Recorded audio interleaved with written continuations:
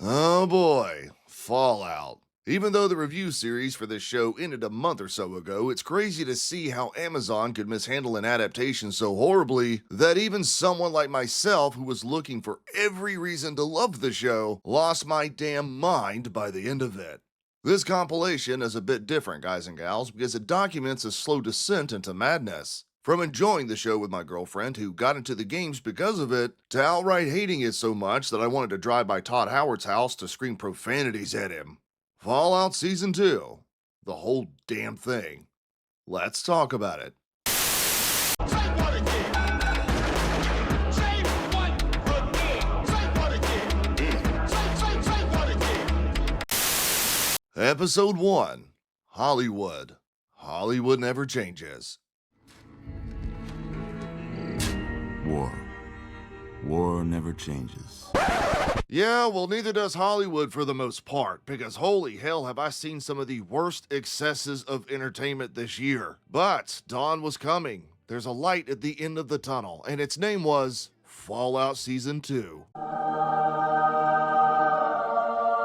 I know a lot of people think she's attractive, but why are her eyes so fucking big? I mean, they're not far apart like Anya Taylor-Joy or Halle Bailey. They're just huge, like she's an anime character or something. Anyway, I digress. So episode 1 of the long-awaited season 2 released last night. And you know what?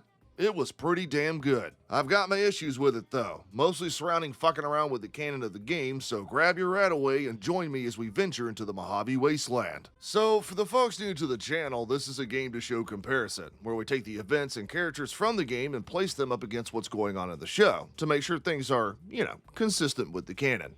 I'll also throw in a few words on if I think the film or show is worth a shit or not. As always, the comments are going to be open. Nobody's going to silence your opinion, right? Say what you want, discuss, and I'll make sure to respond to everyone as I always do. Get it? Got it? Good.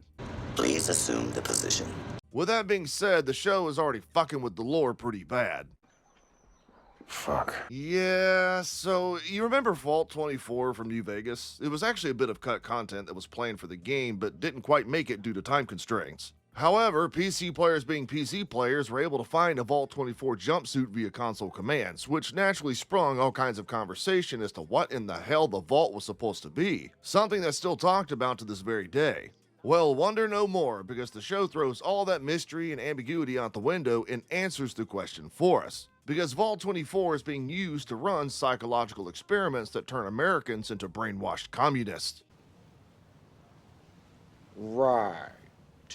I don't know, man. Don't shoot the messenger, all right? Anyway, we know this because Lucy and Cooper find numerous bodies strapped to chairs, forced to watch Russian propaganda, and it's here that they found out about the magical mind control device that we see Mr. House using at the beginning of the episode. Hold on to your butts. Which brings me neatly along to Mr. House and sweet mother of Nuka-Cola. They fucked up all kinds of stuff with him. The magical mind control device? Yeah, it's not a thing in the game. At all. Zero. There's been times in the games that mind control has been explored, mostly surrounding Vault 22 and using spores to do so. But the little robot thing Mr. House uses in this show, yeah, it was created just for this show, and it isn't explicitly described in the game in any capacity. There's also the issue of House's involvement in the dropping of the bombs, and I know this is going to piss off a lot of the New Vegas purists. You're goddamn right.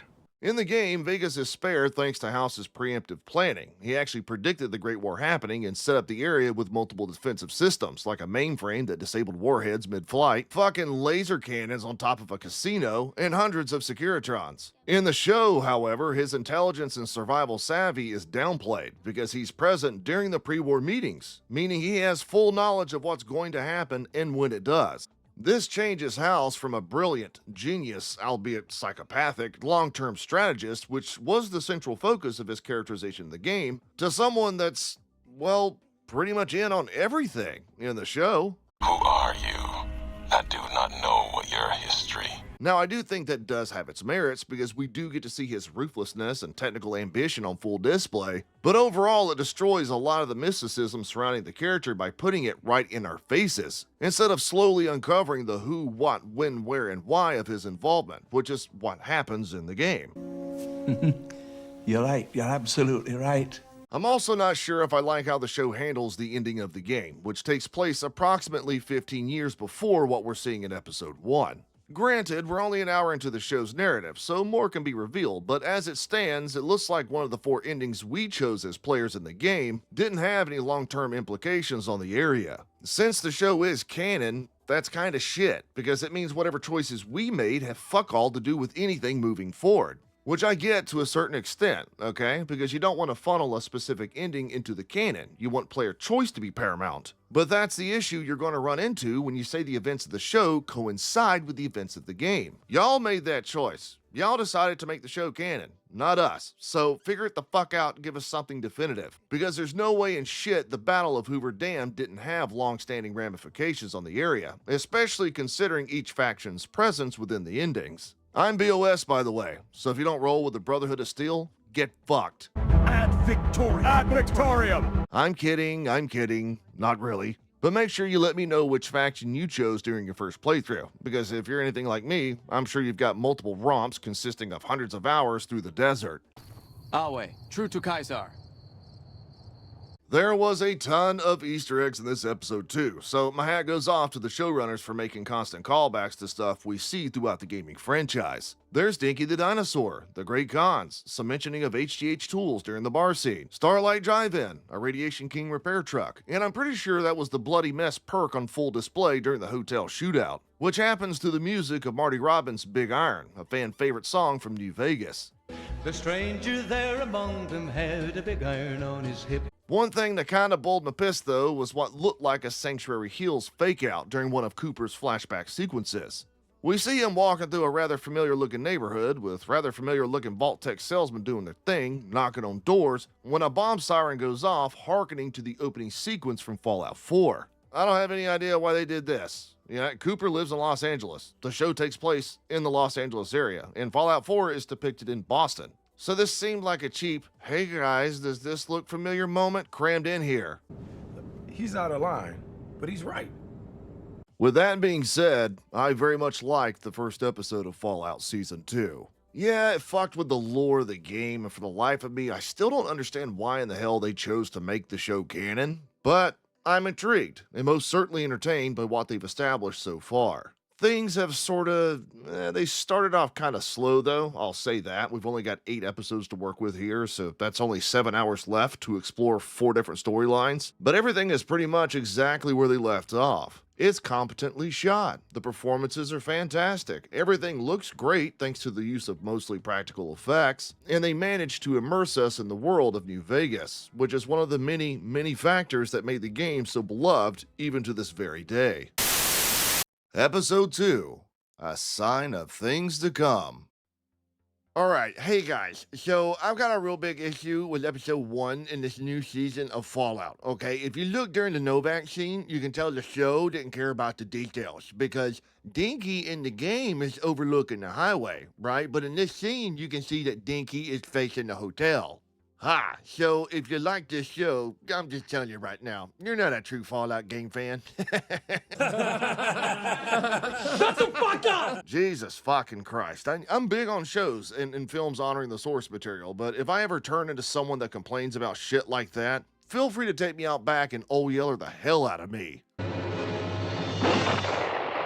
With that being said, I thought episode 2 was a pretty damn good one, even though I just can't stress this enough, fucking hate Maximus with every cell in my body. However, they're screwing around with the canon again, and that's what we're going to be going over in this week's Game to Show analysis.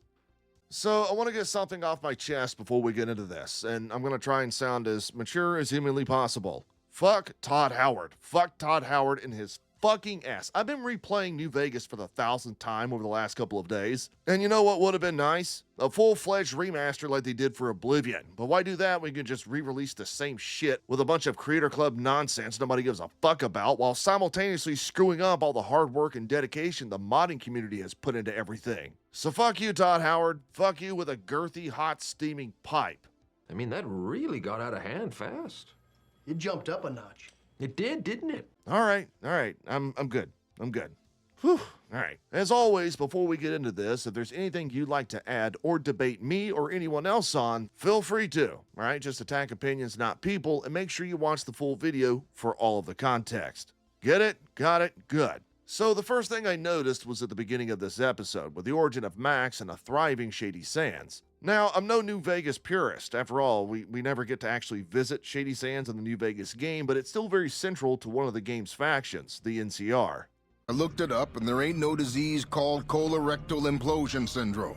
See, Shady Sands serves as a sort of pseudo-capital, housing Congress and even a president of the faction. And in the show, which I believe the events occur in 2283, which is 2 years after the events of the game and 13 years before the events of present day in Season 2. Oh, fuck, it's so hard keeping all this shit straight, which is what happens when you make the show canon. Fucking Bethesda, you fucking idiots.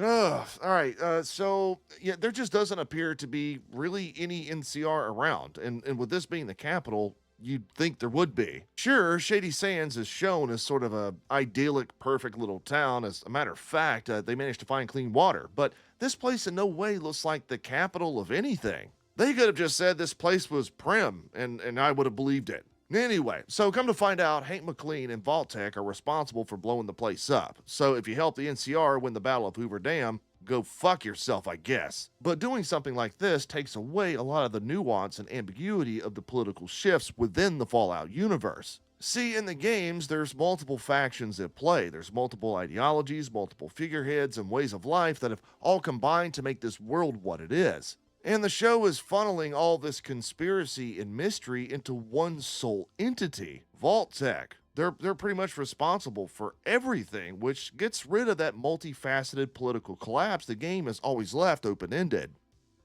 I don't enjoy killing, but when done righteously, it's just a chore, like any other. And then there's these Brotherhood of Steel imposters. I wasn't doing reviews for Season 1 because I wasn't on YouTube yet, but holy hell, the show is doing one of the most popular factions in the game dirty as fuck. In this episode, the Brotherhood is shown to be childish and unruly, which completely contradicts the methodical, borderline doctrinal way of doing things in the game. The BOS is supposed to be stoic, domineering, and militarily competent, but here they're just immature, they're brutish, and they got this internal conflict thing going on through the whole Civil War plot line. That doesn't make sense. It feels more like the Raider storyline from the Nuka World DLC in Fallout 4, where each faction is vying for land and resources in the hopes of ascending to a position of strength. Sure, the Brotherhood of Steel has always wanted to possess the best tech, the best weapons, and the best armor for self-preservation, but it always came from a place of stewardship and ideological love, almost like they were worshipping the tech itself, not using it for a constant means to claim more power. If you need an example of this, the show has continued the Cold Fusion MacGuffin plotline from last season, when the BOS take over Area 51, which, might add, was never in the game. I did notice the Zeton reference, though, from Fallout 3's DLC Mothership Zeta, which happens when the BOS opens a fridge and the damn thing falls out.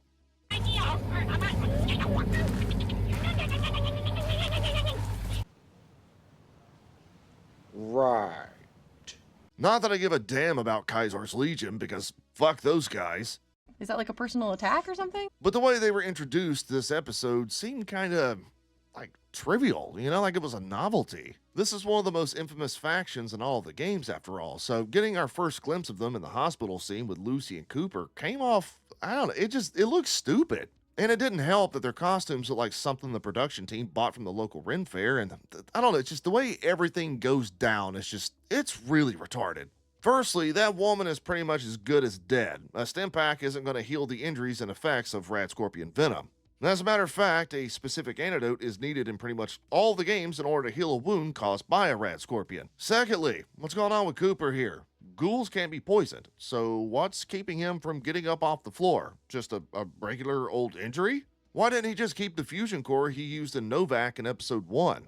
We know in both the games and the show that radiation accelerates ghouls' healing abilities, so why didn't he just hang on to the damn thing, knowing they were trekking across a war-torn wasteland?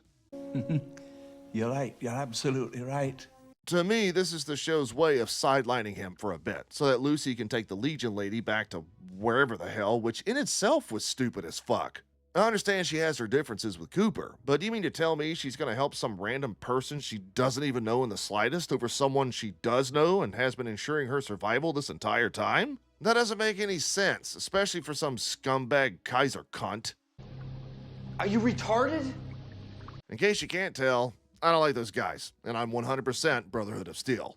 Ad Victorium! Naturally, there's a slew of Easter eggs and references in here as well. Everything from the Zetan I mentioned before, the patrolling the Mojave makes you wish for a nuclear winter NPC dialogue line, and the mention of the Commonwealth in the greater Fallout universe. It wasn't a bad episode, all right? Not by any means. I'm still entertained, and I'm intrigued by where the show is going. I'm just really bothered by the small but impactful deviations they're taking with the lore that's been established almost as long as I've been alive. I don't know. Maybe it's just me.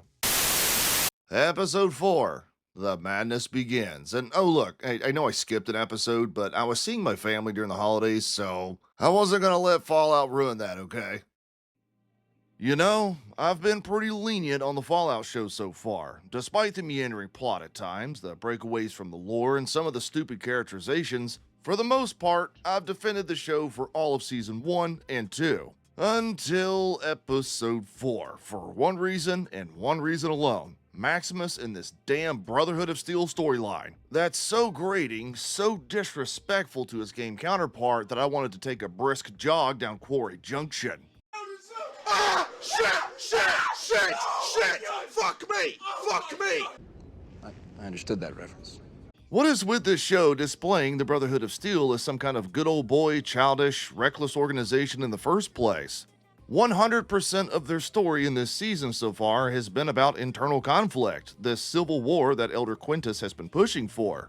And it's this weird religion theocracy versus real-world democracy battle that I just don't understand.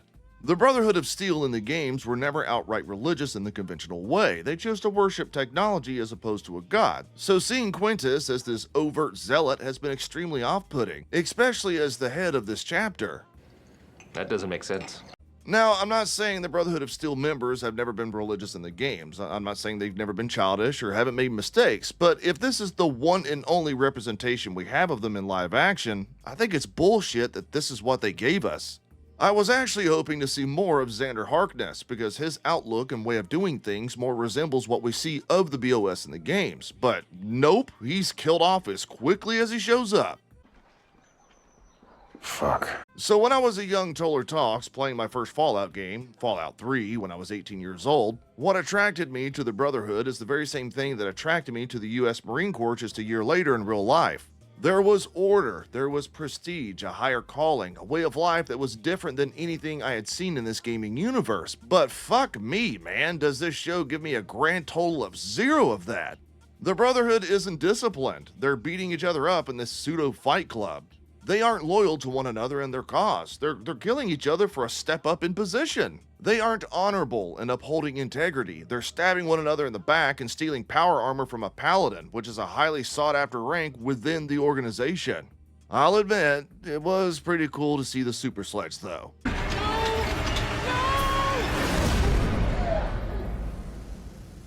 Yes! Hell yeah! Hey, come on, baby! And what is with the power armor in this show? We don't know exactly how much the armor weighs, but the lore suggests it could be a couple of 100 pounds, and from the sound of the BOS walking around, there's obviously some kind of weight to it. But in this episode, Homeboy is just chilling on the cafeteria table like it's nothing. Also, how in the hell did he get back to the ship in the first place? Wouldn't they have made sure he was who he said he was, especially after struggling with getting through doorways and off the vertibird? I know this seems like a bit of a nitpick, but this is supposed to be a pretty by-the-numbers military organization, so his incompetence should have been easily spotted. But why do all of that when you could just use him to get a few cheap Marvel-level laughs out of the audience? Come on now, dawg. Come on, man. I don't know. Is it just me, or does this piss anyone else off? I know some of my BOS brothers out there have got to be grinding their teeth at this point. Let me know your thoughts in the comments, whether you agree or disagree, and I'll make sure to respond to everyone. Also, like, subscribe, and make sure your T-45 set of armor is in tip-top shape.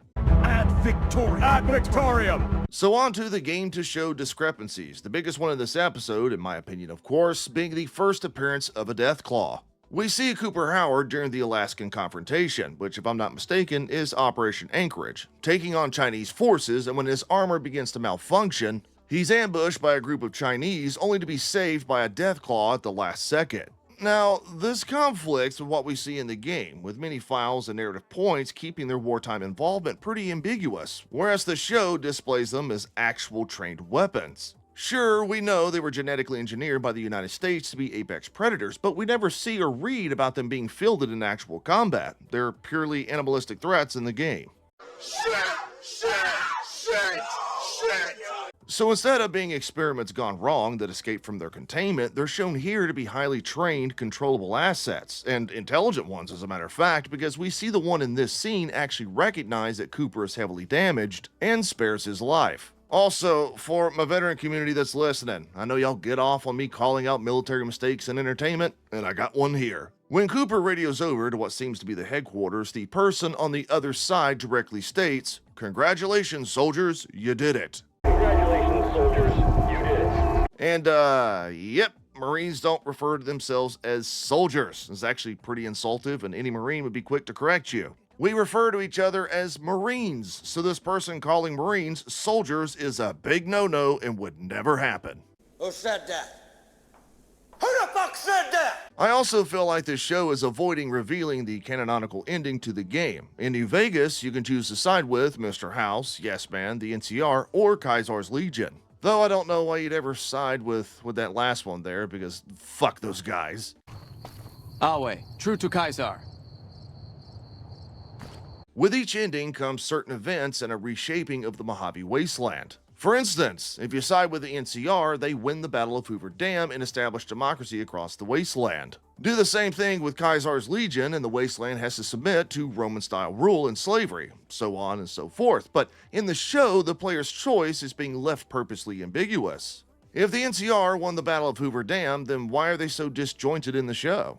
If Mr. House reclaims control of the wasteland, then why does New Vegas look like it was bombed to hell and back with none of the Securitrons present that are abundant in the game? If you chose the independent route through Yes Man, why are any of these factions around at all, since that ending has you driving out all of the other groups? The only thing that seems definitive is Kaiser's Legion, with Kaiser himself dying off, which does happen in the game if you don't cure him of his brain cancer or choose to blow his damn head off, which I obviously do every damn time. I'm just fucking with you Legion guys, by the way. I don't outright hate y'all, but I gotta have someone to pick on in these videos, and y'all got the short straw. Anyway, I feel like the show has got to give us some kind of definitive end to the events of the game because the consequences between each one is so drastically different. And look, y'all did this to yourself. Bethesda, y'all made this bed, you made the show canon to the game's lore, and this is the kind of shit that's gonna happen. You're goddamn right.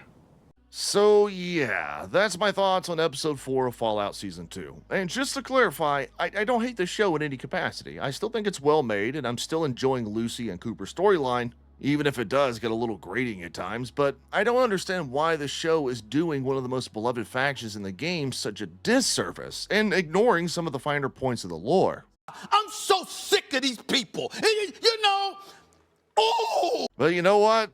That's Bethesda for you. Episode 5, China. That's the best Orange Man impression I could do.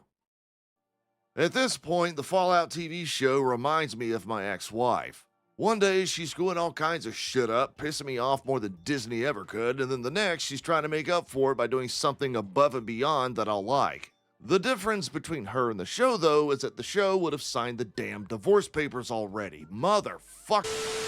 Anyway, I think episode 5, just like my ex-wife, is one of those instances where they're trying to make up for all the shit they screwed up in episode 4.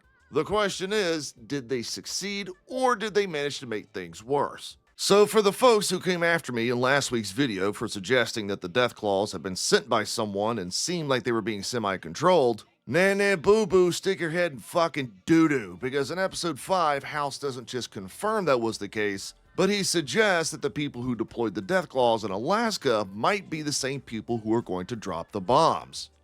I believe there is another player at the table. The same unknown entity responsible for your demon in the snow. Now, that creates quite a big issue here. Because in the games, it's heavily suggested and agreed upon by the majority of the fan base that the Chinese were the first to drop the bombs and start the Great War. See, the Sino-American conflict started in the winter of 2066 in Alaska, when the Chinese invaded the United States over a large newly discovered oil reserve and lasted all the way until 2077. There's also the matter of the FEV, or Forced Evolutionary Virus, but I'll mention that a bit later. Anyway, even though the Chinese held a presence in Alaska for 10 years, the introduction of power armor, specifically the T-51 Bravo, which improved on the failures of the T-45, was more than enough to drive the Chinese back, and out of desperation, along with the invasion of Beijing, they dropped the first nuclear bombs. However, we know that the United States is behind the creation of the Death Claws, because the Fallout 2 strategy guide published by Interplay told us so. Death Claws were engineered using the DNA from Jackson's chameleon and genetically mixed with animals like bulls, snakes, and alligators in order to provide the US with a low-cost but effective super soldier that would preserve military lives. So, if we use what we know from the lore, we know that the US were the ones that created the Death Claws, and then we take what the show has already produced to us. The same unknown entity responsible for your demon in the snow. It wasn't the Chinese that dropped the first bomb, it was the United States, which conflicts with what we know about the start of the Great War. Know what shouldn't be a conflict though? Liking and subscribing to this channel, because unlike China and the CCP, I don't restrict free speech around here. So go ahead and let me know if you agree or disagree with anything I'm saying. Please assume the position. Anywho, even though in later games Bethesda kept who started the nuclear attacks first pretty ambiguous, framing it more as a mutual destruction instead of establishing a clear aggressor, Fallout 2's Emperor supercomputer has numerous logs notating a nuclear fallback plan. In the logs, it states that in the case of an American invasion on Chinese soil, the CCP would deploy their nuclear options before surrendering. It's a bold strategy, Cotton. Let's see if it pays off for them. In 2074, the United States had successfully invaded mainland China, and thanks to their victory in Operation Anchorage, which freed up resources and travel routes, we're nearing the capital of Beijing in early October of 2077. It was on October 23rd, 2077 at approximately 9:42 a.m., which also conflicts with the time and date House gives Cooper in this show. The first bombs dropped, signifying the start of the Great War. And look, I know common sense isn't so, well, common now, but put two and two together here. The United States was winning the war, the Chinese military was depleted, and their capital was about to be taken, so it's perfectly reasonable to believe that the Chinese did exactly what the Emperor computer said they would, and fired the first bombs out of desperation. You're right, you're absolutely right. I know at times this show has been anti-capitalist, anti-nationalist, and anti-American, but if they establish that the United States started the Great War, which seems to be the way we're heading, that's probably going to piss off a shit ton of people, myself included. There's also the matter of House's influence and reach, because in the New Vegas game, House is depicted as an isolationist. He doesn't give a fuck about anyone or anywhere else, and created New Vegas as his own sort of safe haven, where he was a god and controlled everything within the city. In the show, however, he's depicted more as an overarching, omniscient type of character, because come to find out, he was jacked into Cooper's power armor during Operation Anchorage. Now, this isn't a stark departure from his characterization in the game that I necessarily have a problem with, but I thought it was worth noting because his story is mostly confined to just New Vegas in the game. But in the show, he's chosen to politically and socially involve himself in pretty much everything. I gotta say too, Justin Theroux's performance this episode was excellent. I know myself and many other fans were waiting for a few scenes that showed just how calculative and cerebral House was, because that's exactly how he is in New Vegas, and goddamn did we get it in the scene between him and Cooper. We also find out that Rafi Silver is indeed a body double for the real Mr. House, so for the folks who thought it was his brother, even though that made no fucking sense, y'all can lick both of my ass cheeks. Boom. Roasted. Can we talk about Fisto though, because he finally makes an appearance in the show. For those that don't know too much about the game, Fisto is a fan favorite supporting character in New Vegas who we meet in the quest Wang Dang Atomic Tango. I can't get too much into it though, because YouTube will demonetize this video quicker than you can say Kaisar's Legion sucks. But you have to recruit him to the Atomic Wrangler, which is it's a place where you can enjoy certain things, and you have to recruit Fisto for certain people that have certain pleasures. You know what? I've used this clip already, but I'll do it again within this context, and that ought to tell you everything you need to know. Please assume the position. Assume the position. The position. Yes, it means exactly what you're thinking it means. Anyway, we see the snake oil salesman meeting with Fisto when he's intercepted and captured by Hank. How did Hank know he was there? No idea, but whatever surveillance he was using conveniently failed when we see Norm's side of the story, because he and the other Vault Dweller management find Vault Tech's headquarters, leading to the discovery of the FEV. The FEV is important because in the game it was created by West Tech and later used by the Master to create an army of super mutants by using the virus on unradiated Vault Dwellers in Los Angeles. We also get to see Freeside, the Power Fist, and there's even some subtle nods in the end credits to Sunset Sarsaparilla, Sierra Madre, and Blamco, which most Fallout fans would recognize. Oh, and I also noticed that reference to Quarry Junction, because I guess that's where the death claws we see in New Vegas came from, and every single New Vegas player knows exactly where that's at.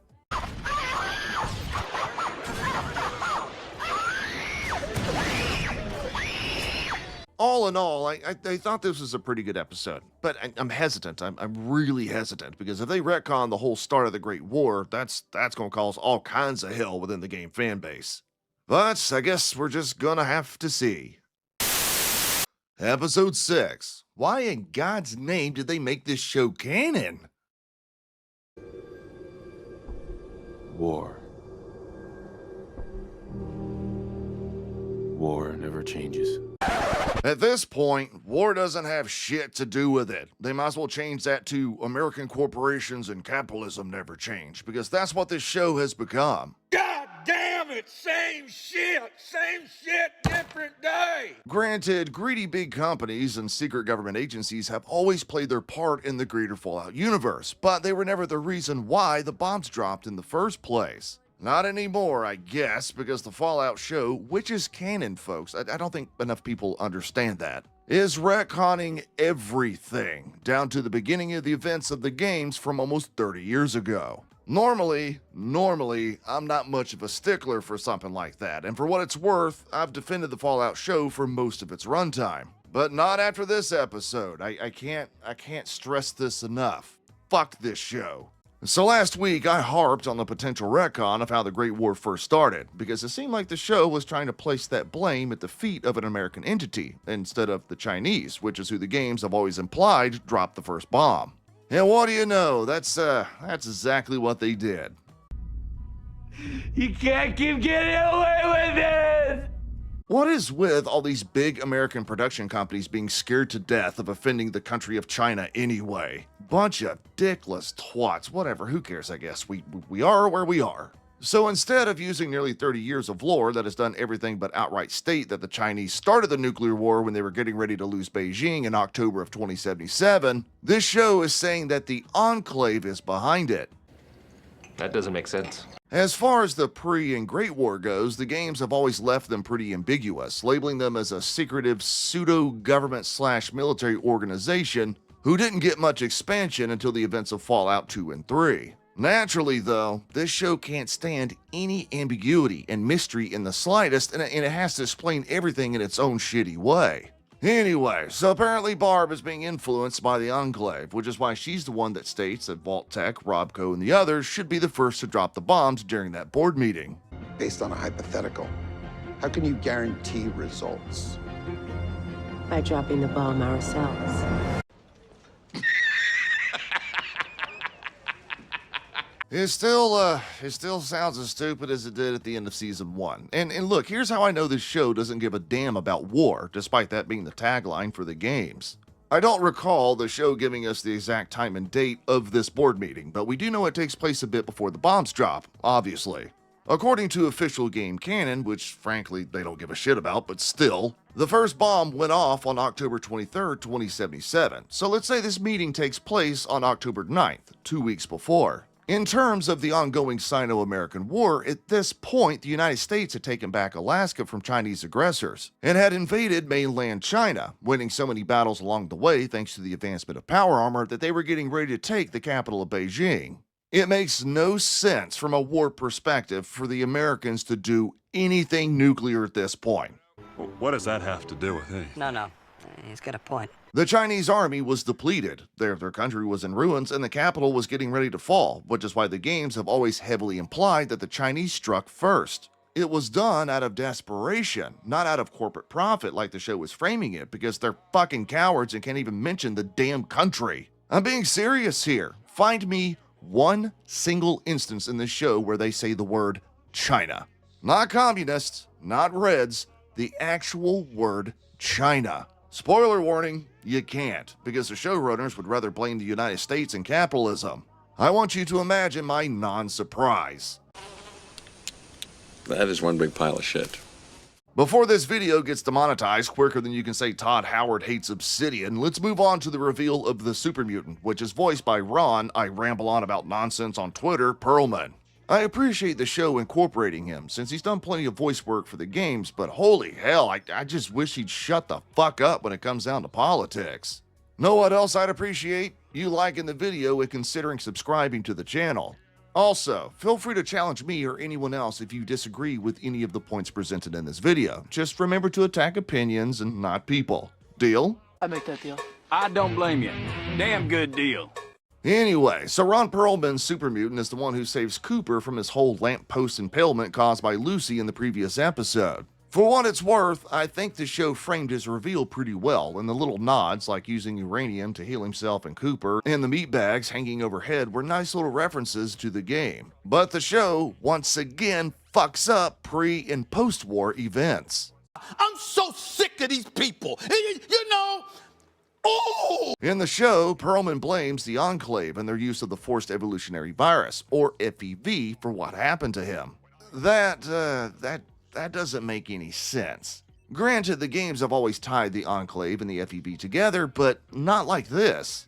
In Fallout 2, the Enclave were the primary antagonists, but they were never the cause of super mutants. They were actually the opposite. The events of that game see the Enclave attempting to use a modified version of the virus, called FEV Curling Tac 13. That doesn't turn people into mutants, it actually kills anything that's radiated, including ghouls. Now, they did create Frank Horrigan, which is the big bad of the game, but there's never been a single instance where a mass quantity of mutants were created by the Enclave. It would actually make more sense for the Master, the antagonist of the first game, to be behind the mutant we see in the show. The Master was directly responsible for using the FEV on innocent vault dwellers, creating a super mutant army along the way and transforming himself into a horrifying goop monster thing in the process. Even though the Master is defeated at the end of the game, it's reasonable to believe that some of his super mutant army in California were able to survive and make their way to Las Vegas. True, and yeah, that's pretty true. There's also the matter of the automated man, which is the whole brain box thing that Hank is fucking around with down in his vault. Outside of the Mesmatron in Fallout 3, we've never seen a successful mind control device before, especially one that's mass-produced like it is here in the show. But I'm curious to see where they go with this. I don't like that House and Robco are apparently behind it, and how the device works hasn't been expanded on yet, but there's a few theories floating around that this might be the early indicators of sense, which would mean the Institute exists in this show's universe. I'm no fan of the Institute. Sean. Hello, Father.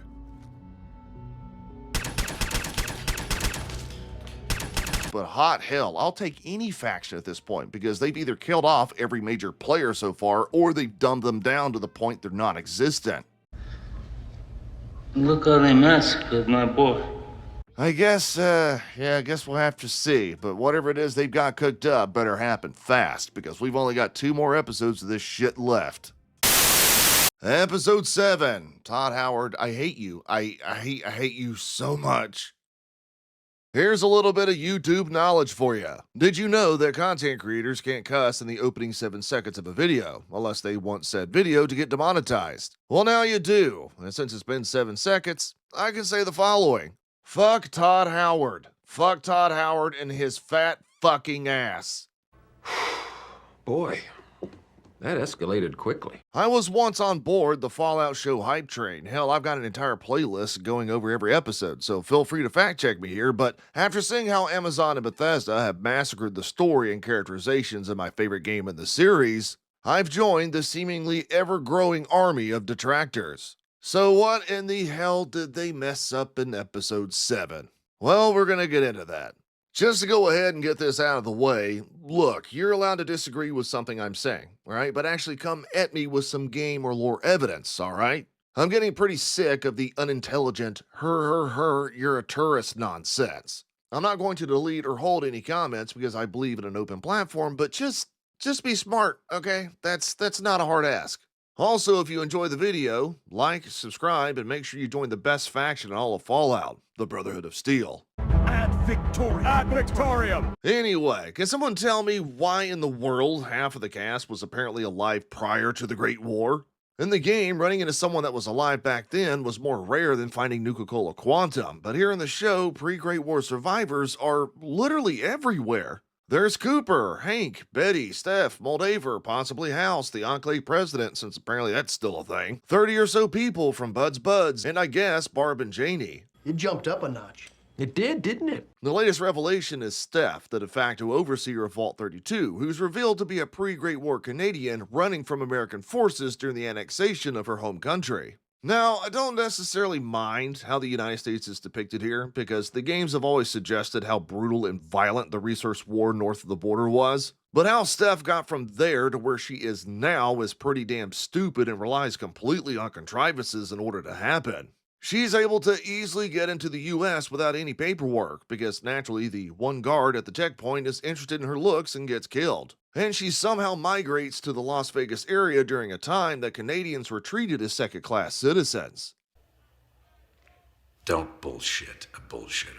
Okay, so let's say we forgive that, right? She somehow magically makes it through all of the blockades and checkpoints. She somehow magically gets to Las Vegas, magically gets hired at the Lucky 38, but how in the hell does she get hired by a nationalistic company like Vault-Tec? There has never, ever been a single instance in any of the games where a Canadian was hired by Vault-Tec on the American side of things, let alone be considered for a management program.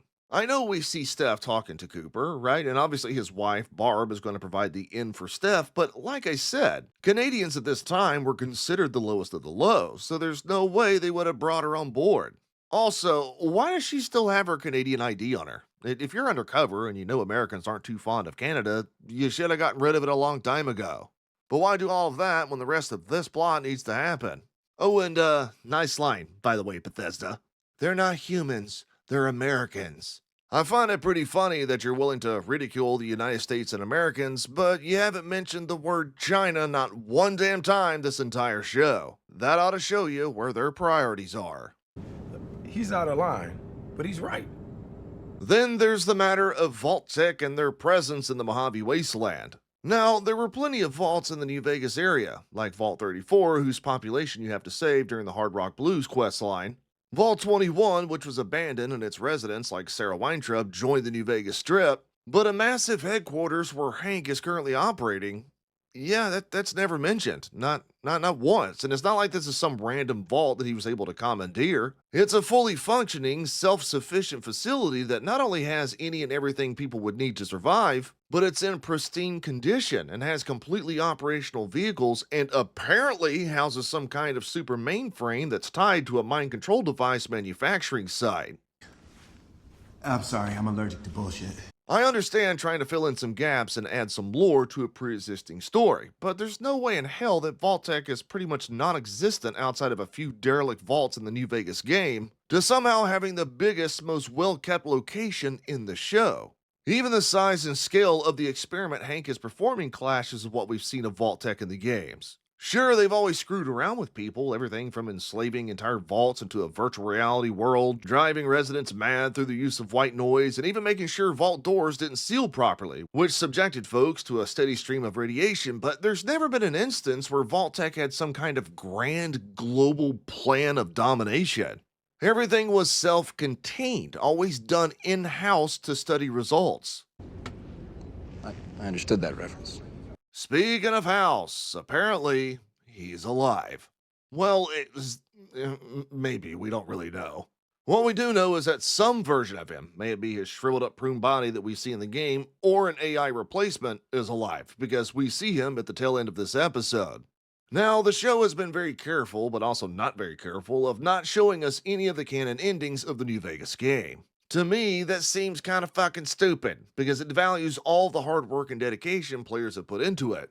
Which is, it's whatever, I guess. But it seems the show might be leaning into either the no gods, no masters, or the house always wins ending. Yes! Hell yeah! Hey, come on, baby! Come on! It's just really hard to tell, and we've only got one episode left. Because it seems like the show is trying to preserve a little something from each ending, which instead of satisfying a few players, satisfies absolutely fucking nobody. We know they didn't do the Legion ending, because if they did, everyone would be enslaved. Can't do the NCR ending either. There's next to none of them around. Maybe you could say they did the Yes Man ending, but that requires pretty much every faction to be run out of the Mojave, and that's obviously not the case, because there's plenty of those people still around. Actually, now that I'm sitting here thinking about it, there's no way they did the House Always Wins ending as well, because if the Platinum Chip was delivered to House, which subsequently upgraded all of the Securitrons and defensive systems, how the fuck did the Lucky 38 manage to get bombed and ran over by Death Claws? How does any of this make sense? I will never understand why in the world Bethesda made the show canon to the games. What they should have done was make this show its own independent story, with certain callbacks and references to the games and lore, but they just didn't. I was never of the mind that Todd Howard was willing to pretty much destroy what we know of the New Vegas game, and there's been plenty of the fan base that have suggested that. Why, might you ask? Well, he's made it no secret that he hates the fact that New Vegas is the most beloved game in the entire franchise. Oh, good lord. Episode 8. Somehow, the Enclave returned. I gotta tell ya, there's nothing quite like loving a particular franchise so much that you've poured thousands of hours into the games, read all of the strategy guides, and even watched a few, adult parodies while you cook your iguana on a stick, if you're catching my drift. Hey, yo, what the fuck? Only to have some dickhead tell you to shut the hell up when a show based on the same franchise manages to screw up the lore more than Bethesda screws up anniversary editions. Well, I'm not going to shut up, viewers, because I've got a bone to pick with last night's finale of Fallout Season 2. Or as we should be calling it, Season 1.5, because that's pretty much what it was. Well, a lot of y'all called it weeks ago when Mr. House magically informed us that there was another super secret player that was going to drop the bombs. Because we all know this show isn't going to make China the aggressor in the Great War, for reasons, I'm sure. So the organization behind all of this, the espionage of Vault-Tec, the infiltration of the US government, the group that managed to deceive Cooper Howard himself, was the Enclave.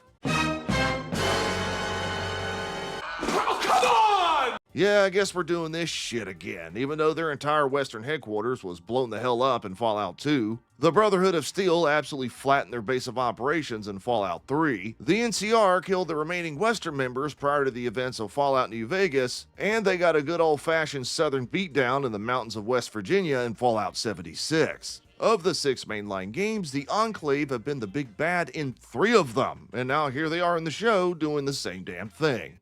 Of course. Truly, I haven't seen this genius of an idea since whoever the hell came up with Creators Club. Making the Enclave the antagonist, again, isn't just the most boring, uncreative thing possible, it doesn't even make sense with the established lore. For instance, they never dropped the first bomb that started the Great War. Per the Fallout Wiki, in 2077, prior to the Great War, the Enclave did want to hit China first, but it was so strongly disagreed with by the United States government that it never happened, and outside of this show, there isn't a single shred of evidence that it did. What did happen, though, was that the Enclave was caught off guard by the first surprise nuclear attack, to the point a large number of their officials were unable to make it to their bunkers, resulting in their deaths. Most of their hardline communications were knocked out, and multiple independent sectors were established across the country. The Enclave was in such shambles that there were multiple presidents, one of which, President Richardson, clearly told us who actually dropped the first bomb. Unlike this show, which through 2 seasons and however many episodes has yet to actually say the word, for reasons, I'm sure. And it was China. So not only did Season 2 find a way to retcon the beginning of the war itself, it retconned the Enclave's presence on the West Coast altogether. Bethesda just flat out doesn't give a shit about lore that they didn't create, which is why we're seeing so many contradictions this season. You know who does care though? I do. And if you do too, consider subscribing to the channel for more unhinged reviews and analysis. Oh, and do me a favor, like and hype this video up or I'll send my friend Fisto to pay you a visit. Please assume the position. I could go on and on about all of the lore disrespect and outright retcons, which I might cover in a future video. But for now, I want to see y'all comment what you had the biggest problem with. Let's talk about the actual events of the show though, lore mostly removed. Is it just me, or does it feel like we got nothing done by the end of season 1.5? Most of this season is wrapped up in the ghoul's mission to find his family, Lucy pursuing her father to find out his part in the events both before and after the war, and Norm trying to find out the truth behind Vault 32. Literally none of the questions posed in this season are answered by the time the credits roll at the end of the finale, outside of the Enclave magically now being the architect of the world's destruction. The ghoul's family? Yeah, they're supposedly somewhere in Colorado. Or at least we think so, because a Colorado postcard was left in Barbara's cryopod. For all we know, it's been 200 years since the bombs dropped, and Barbara could have left that there 150 years ago. Also, how exactly did they survive and get to a vault when we clearly see bombs dropping in episode 1 of season 1? And Cooper's daughter is with him. How is he a ghoul, but they're supposedly not? Oh well, I guess we'll have to watch season 3 to find out. Now what about Hank? We at least found out he was an Enclave agent and has been working with them since the beginning, right? Okay, sure, but what's the whole brain box thing about? We know it works to an extent and the show hints at some master grand plan throughout the season, but we're never told what it is because Hank gives himself Alzheimer's in the finale. Oh well, I guess we'll have to watch season 3 to find out. Norm does manage to get out of the vaults and leads the most hapless band of idiot management to a Vault Tech headquarters, but just when he's about to figure out the secrets behind the FEV, the big idiot manages to beat him up and capture him. Moments later, they're all killed off by a bunch of rad roaches while Norm survives because apparently he put all of his attribute points into luck and the rad roaches walked right by him. So what's going on with the FEV? Are the vaults going to use it against their residents? Whatever happened to the super mutant that showed up for 9 seconds in episode 6 and then magically disappeared? Oh well, I guess we'll have to watch season 3 to find out. Hey, at least we got a cool shot of an NCR Ranger firing an anti-material rifle though. Yay! Don't even get me started on the stupid shit in this episode either. Like, if it was that easy for the Deathclaws to destroy that flimsy-ass gate separating them and Freeside when they threw Maximus through it, why haven't they torn it down before? Why did Hank marry Stephanie after only knowing her for a few hours? What was the point of the lady's head in the jar if, when it's destroyed, the brain boxes operate as they normally do? Why didn't the Freesiders actually help Maximus?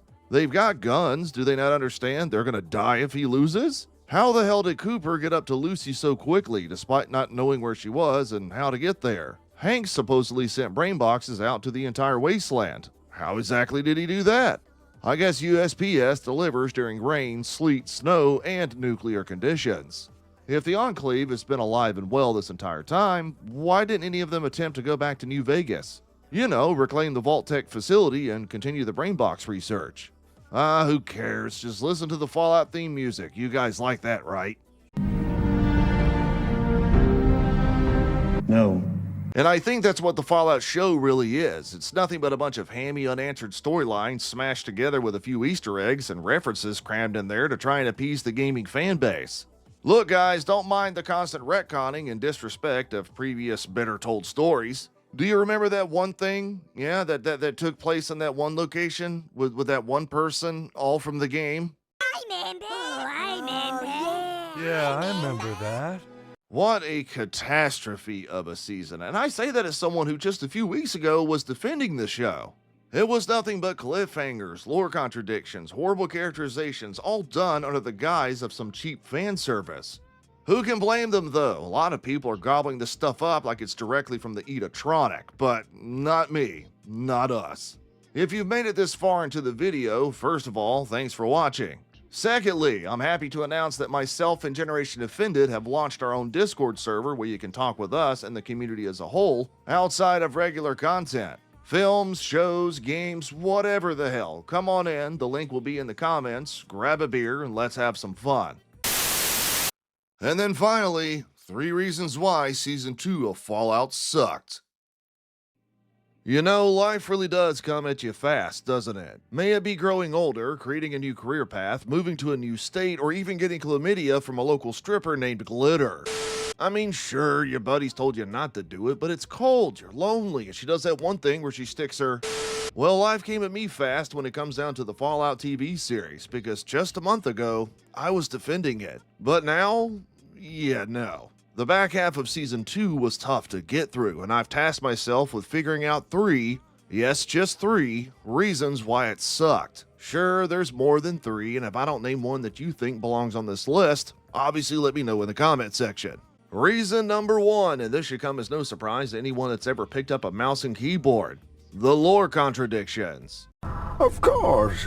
I could sit here all day and night and talk about all of the retcons, deviations, and ridiculous additions, but I'm going to go over a specific one that changed my entire attitudes towards the show, which happened during episode 5. Of course, I'm talking about who started the Great War. Oh shit. Here we go again. Yeah, I know, I've gone over this one pretty much ad nauseum at this point, but the show going out of its way to not... You know what? No, let's get the full context here first. The Great War in the games was never about some corporate espionage, secret undercover bullshit. It was a geopolitical issue, with the biggest antagonist being China, who invaded the United States in 2066 to take advantage of newly discovered oil reserves in Alaska to sustain their failing economy. The United States and China fought for over 10 years in what's called the Sino-American conflict, with China eventually retreating out of Alaska to protect their homeland from a full-scale invasion, something they failed to prevent leading into October of 2077 when US forces closed in on the capital of Beijing. Now, the games have always left who fired the first nuke somewhat ambiguous, but any Fallout fan with an IQ above that of a walnut knows, thanks to the Emperor computer in Fallout 2, that the Chinese had no intentions of ever surrendering and would rather start a nuclear war, which is exactly what they did. Well, no shit. It's no coincidence that the United States was nearing Beijing at the beginning of October in 2077, and the first nuclear attack happened just 2 weeks later. Now, this might come as a surprise to folks who've watched the show, because all of the blame is laid at the feet of the United States, capitalism, and American corporations and organizations. As a matter of fact, through 2 seasons, 16 episodes, and nearly 20 hours of story, the show hasn't said the word China once. Not one time, and I'll buy you a copy of New Vegas if you can prove me wrong. Now, why does this bother me? Simply put, this show has no problem attacking the United States, the American people, and American values, which I don't have an issue with because everyone was pretty shit during the events of the game. But I do have an issue with them going out of their way to not insult China when they were just as big, hell, even a bigger player in the downfall of the world. Why is it okay to some people, to the point they've actually defended it, for an American show based on an American game produced by an American company to completely shit all over the United States but be deathly afraid of even uttering the word China? I don't mind some lore and characterizations being changed to make the show more entertaining, but that's not what they did here. They changed it out of fear and obedience. Goddamn right. Reason number 2 is all of the cliffhangers and unanswered questions. There were a multitude of story elements introduced in Season 2 that by the time the credits rolled in the finale, they were never resolved and left as cliffhangers going into Season 3. Like, what was the grand plan behind the brain boxes? How did Hank get all of them out to people in the wasteland? What's going to happen to the people down in the Vault-Tec base that already have the brain box on them? How is the Enclave directly involved in this? Who's running the Enclave anyway? What were their motives for destroying the world? Is Cooper's family actually alive? Why is he a ghoul but his family isn't, even though in previous episodes we can clearly see him running with his daughter and nuclear bombs dropping nearby? 1 hour later. What's going on with the FEV? We know it exists. We see Norm discovered on the computer in the Vault-Tec headquarters. Does he ever find Lucy, or is he just out there wandering around the wasteland with his little girlfriend that magically survived the Radroach attack when nobody else did? What happened to the super mutant in episode 6? What about the war against the Enclave that he tells Cooper about?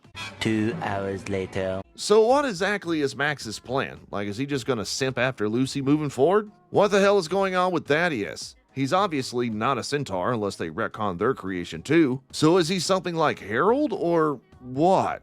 3 hours later. Can you move it along? I'm all out of time cards. I know some of these are nitpicks, but there's a pattern here, where the show introduces plot lines in one season and doesn't answer them until the next, and then they rinse and repeat. And when audiences are having to wait over a year to get all of those answers, it's absolutely infuriating. Reason number 3, not picking a damn ending to the New Vegas game. For those that don't know, Fallout New Vegas has a multitude of endings, all of which that make drastic changes to the political landscape and people of the Mojave Desert. Instead of choosing an ending of the game to make canon for reasons best known to only themselves, I guess, Fallout Season 2 said fuck it, let's act like it never happened instead. The Hoover Dam, which was the center point of conflict in the game, is never mentioned, not once. The Platinum Chip, which serves as the overarching political question of who controls New Vegas, doesn't get talked about either, like it doesn't exist. Come on now, dawg. Come on, man. And look, I understand player choice being paramount. I understand that Bethesda, funnily enough, doesn't want to piss anyone off, but if y'all are anything like me, we've played through New Vegas multiple times, gotten multiple endings, some good, some bad, and I don't think the show picking one would be that big of a deal. But they don't, and instead of feeling like the show is respecting the decisions we made, it feels like it devalued the New Vegas game as a whole because there's no long-term ramifications and consequences to the choices that we made. What does that have to do with it? No. He's got a point. Season 2 takes place 15 years after the events of Fallout New Vegas. And in those 15 years, everything we did, the hundreds of hours we put into the game, the decisions we carefully thought over, the factions we either pissed off or befriended, were all for nothing because the show acts like it never existed, replacing it all with their vision of what the desert should look like instead of our own. And yeah, that's it. That's my 3 reasons why I think Fallout Season 2 sucked. And after covering this show for 8 weeks, if there's one thing I hope Amazon and Bethesda do, is take the game's fans' opinions into consideration, because if they don't, well, those viewership numbers are gonna keep going down. True, and yeah, that's pretty true. As a side note, before we end this video, I'd like to remind everyone to join our Discord that will be linked in the comment section. And I'd like to announce that there is now a $1.99 membership to the channel. For 2 schmeckles a month, you get a whole slew of benefits like member-only channels in the Discord, emojis, a cool burger badge harkening back to Pulp Fiction, behind-the-scenes footage, out-of-theater reactions, and it all directly supports the channel and the quality of content I can produce. Just roll on over to the membership section if you're on mobile, or click join on desktop for more information. Anyway, I appreciate y'all for checking out my video. I'll talk to y'all later.